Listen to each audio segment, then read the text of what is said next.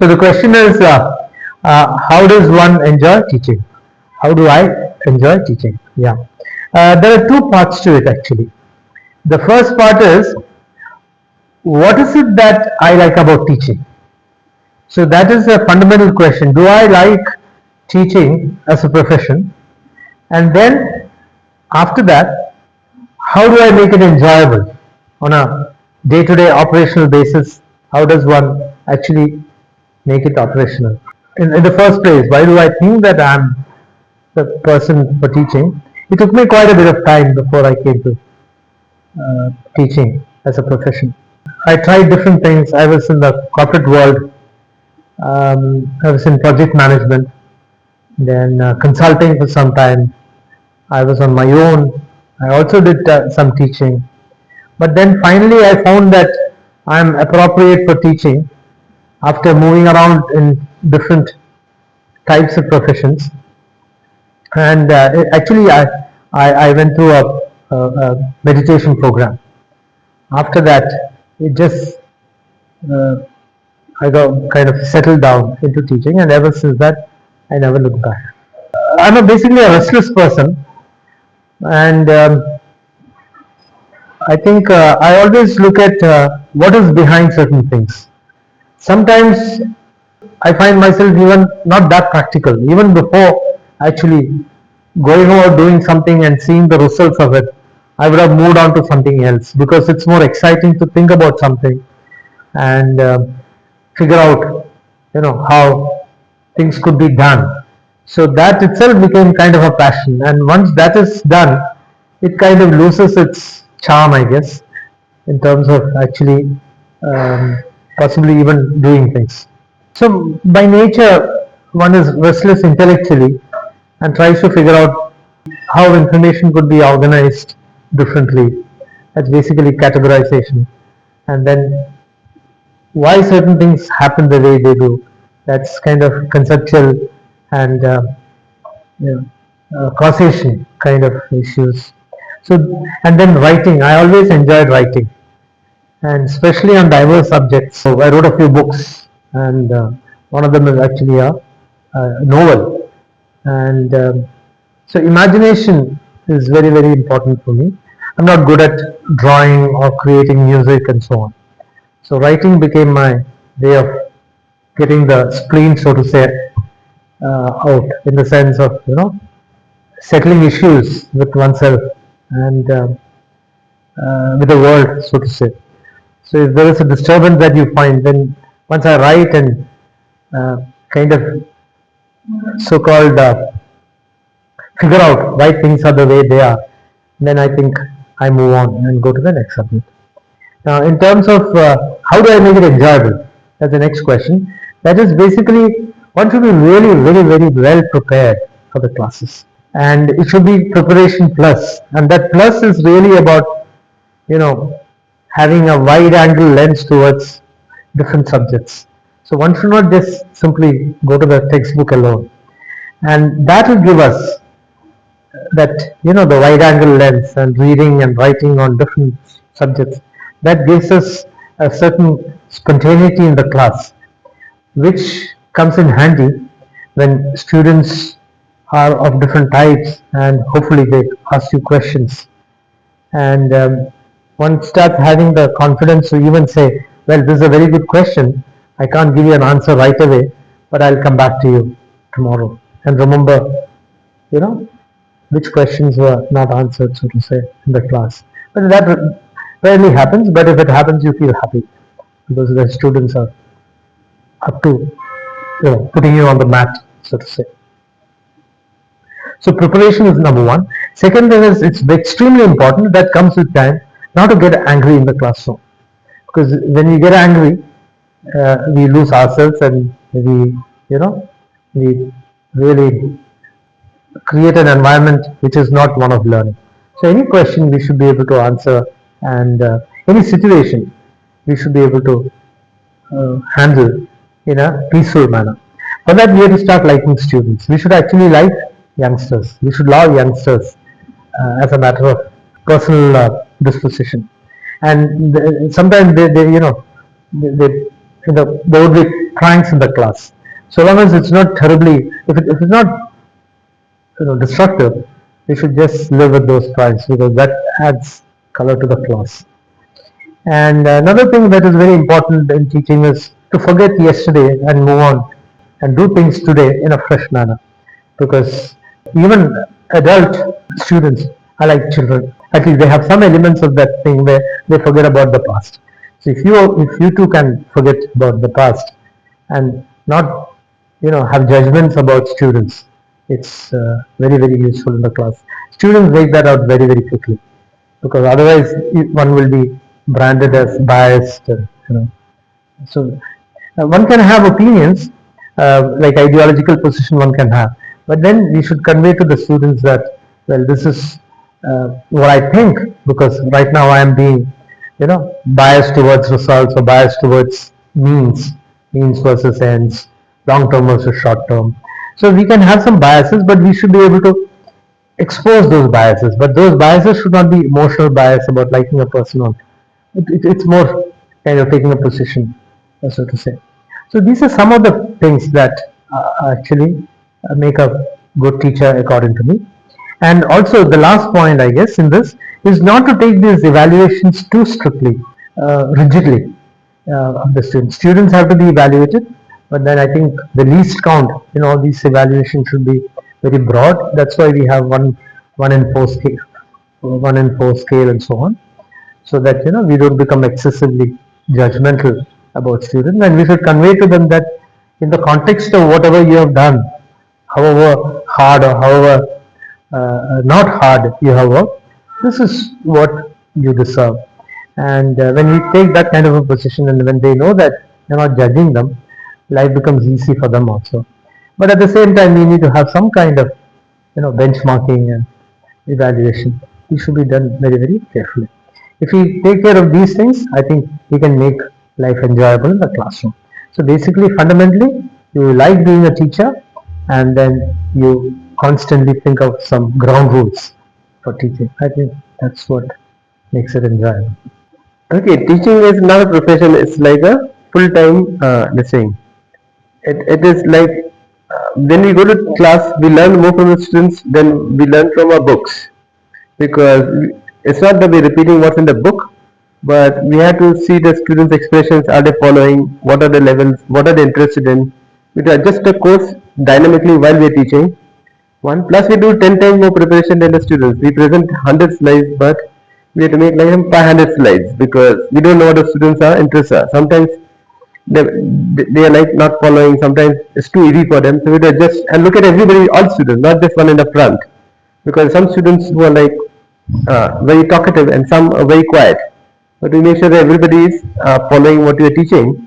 And also you ask them questions continuously every now and then to understand are they following, are they tired, so that we can slow down or we can stop and they can have a slight break, something. So it's not just, and second thing is we spend very little time in the class compared to the amount of time they have at home. So we just guide them. We don't actually repeat what's in the book. They have to go home and study again because there's a huge amount of books to read. Tell them the important parts that they should focus on. So we just guide them. We're the guides, not really the repetitors of what is on the TV. It's not like a blind repetition, but to adjust the material according to the times also. The world changes every couple of years. So what is in the book is probably outdated. The technology, especially AI and stuff, is so much change that everything that we know in the textbook is not applicable now. So we have to prepare students for the future, not for the past. So that is one angle. Second is like get them some activities, make it fun for them. It's not like a suffering. They should enjoy the classroom because when they go for a job also, they should enjoy the job. It's not like a 12 hours of work and then you come home and like relax. You should actually enjoy the work you do. So I always tell my students to take a job that they enjoy.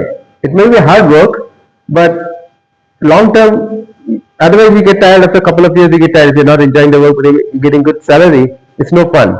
So the thing is to make the life guide them because, and also about like my teachers, the best thing I remember about my teachers is their kindness.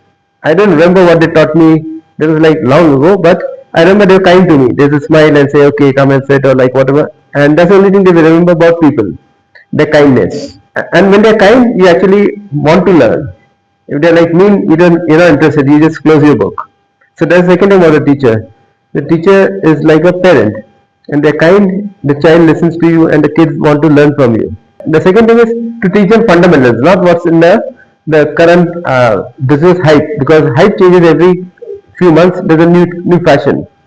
But what are the fundamental never changes? The fundamentals are like mathematics or like language and thinking. That hasn't changed over like thousands of years. But you just say, okay, like the math hasn't changed. No matter what job we go for, the same math applies. Of course, there are computers now and it's automated, but still somebody has to think behind it. And the student's job is to think. So it's not the automation job they're doing. They're doing a job that involves some thinking and also connecting with people. The other important part about students is connection. People are more important than all the technology. Technology comes and goes, but eventually you're left with is people. My fundamental belief is that students should connect with each other. They learn from each other. It's not just from me. One student will present a different way, another student will present a different way, and they should watch and say different styles of presentation, different focus in the topics. So they're learning from each other, and they should work together, not alone. So the other fundamental thing is to work together. Students should work together, not alone. Alone is like it doesn't last for very long. When you work together, it lasts for like a lifetime. You work with a couple of students, and even in job, if you work alone, sit alone and type, you get like really like a sideline compared to somebody who works with a team. So that's where communication comes in. Communication not just about language, but also about how you speak. It's also about people. It doesn't matter what you say. It matters that they look at the expression. They look at your like, are you really sincere about your direction, seek guidance and stuff. So I tell students to communicate and connect with people and learn from each other also, not just from me and books. And also they should sit down, go home and study a bit, and also learn from everybody. And also not just learning, also practice it. Go out in the world and see does it actually work. Because sometimes you read a theory, it doesn't apply in the world. The world has changed, the computers have changed, and what you read in a book is probably outdated by then they go out. So always tell them to do a reality check. So this common story I tell my students is they go on the YouTube and watch all these videos on swimming. I said to learn swimming, eventually you have to go and jump in a pool or sea and or water, but not deep water. This is only a learning of swimming. No matter how much you watch a video or read about it, it's not real. Till you go in the water or till you drive a car, you can watch all the videos on car driving. It will not help you till actually try it out. And you need some help. Somebody can come with you to teach you. Don't do it alone. So that's the second thing about reality. To live in the real world, not in a bubble where like everything is done. Somebody comes and does your work, and then you drive a car and you have an accident. So that's the thing I tell students: be careful in the real world. The world is not like a video movie. It is you have to be safe and to be careful. And those are the fundamental things. And also thing is, I learn more from my students than if you just go out and look at things, you don't know anything.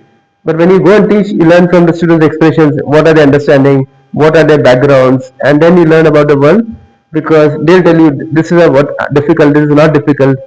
So that is also a learning for all of us. So we are learning together. It's not like we are the teachers and they are the students. They are like we are learning together. So and also I've been lucky to have a lot of good teachers with me, professors like Professor Sankaran and Paulus, who have actually guided me into a nice world.